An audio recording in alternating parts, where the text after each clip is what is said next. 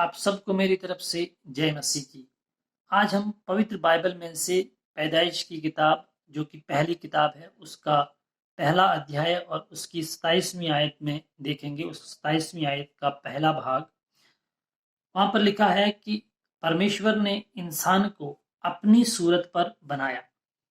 जब परमेश्वर ने इंसान को बनाया तो उसको अपनी सूरत पर बनाया और परमेश्वर ने इंसान को सोचने की ताकत दी। यानी जो बाकी चीजें हैं, बाकी जानवर हैं, बाकी और जो परमेश्वर ने चीजें बनाई, उनको ये सोचने की ताकत नहीं दी। वो सोच नहीं सकते कि बुरा क्या है, भला क्या है। लेकिन परमेश्वर ने जब इंसान को बनाया तो उसे ये भी आजादी दी कि तू बुरा भी कर सकता है और भला भी कर सकता है। तू परमेश्वर के साथ भी चल सकता है और शैतान के साथ भी चल सकता है। परमेश्वर जो कि सच्चा है, परमेश्वर जो कि इंसाफ करता है, परमेश्वर जो कि कभी झूठ नहीं बोलता है, उसके साथ भी हम चल सकते हैं। और शैतान जो हमें झूठ बुलवाता है, चोरी करवाता है, दुनिया के सारे बुरे काम करवाता है, हमें आजादी दी गई कि हम उसके साथ भी चल सकते हैं। ये आजादी हमें परमेश्वर ने दी है। लेकिन क्या हम परमेश्वर के साथ चलें या न चलें, ये हमारी चॉइस है। परमेश्वर ने हमको आजादी दी है और हम ये चॉइस करते हैं, हम ये चुनाव करते हैं कि मैं परमेश्वर के साथ चलूं या शैतान के साथ चलूं, और जो परमेश्वर से परे है उस चीज के साथ चलूं। तो जब हम परमेश्वर के साथ चलते हैं तो हमारे अंदर परमेश्वर का जैसा करैक्टर आने लगता है। जैसे परमेश्वर दया करने वाला है, हमारे अंदर भी दया आती है। जैसे परमेश्वर अच्छे अच्छी सोच रखता है हमारे बारे में, वैसे हम भी अच्छी सोच दूसरों के बारे में रखते हैं, क्योंकि परमेश्वर का डर हमारे अंदर है। परमेश्वर हमारे अंदर रहता है, परमेश्वर हमारे दिल में रहता है।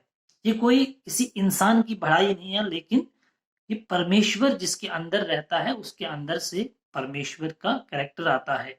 जैसे कि प्रभु यीशु मसीह ने कहा कि जो इंसान के दिल में होता है वही उसके मुंह से भी निकलता है। तो जब हमारे दिल में झूठी बातें हो, घमंड की बातें हो, दूसरों को नाश करने की, दूसरों के बर्बादी की बातें हो, तो हमारे मुंह से भी वही बातें निकलेंगी।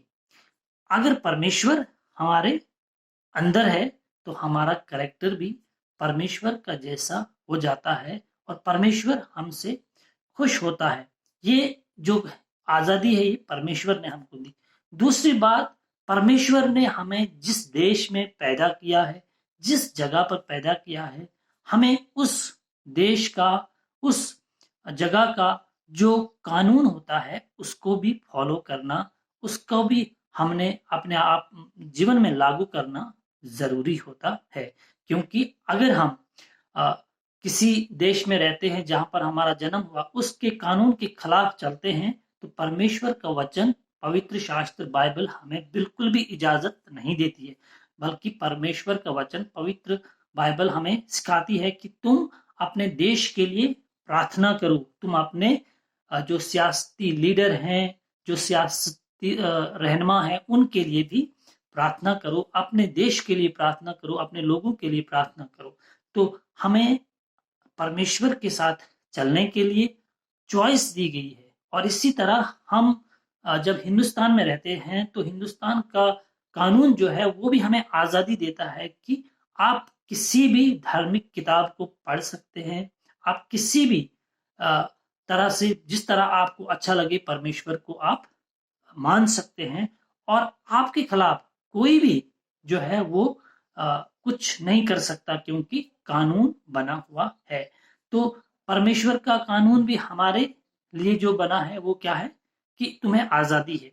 और हिंदुस्तान का मैं एक हिंदुस्तानी होने के नाते मेरे लिए हिंदुस्तान में भी मैं किसी भी धार्मिक किताब को पढ़ सकता हूँ, मैं किसी भी रीति रिवाज से परमेश्वर को मान सकता हूँ। वो मेरी मर्जी है मैं किस तरह परमेश्वर को मानूं मुझे हिंदुस्तान का कानून भी आज़ादी देता है और उससे पहले परमेश्वर का कानून भी मुझे आज़ादी देता है।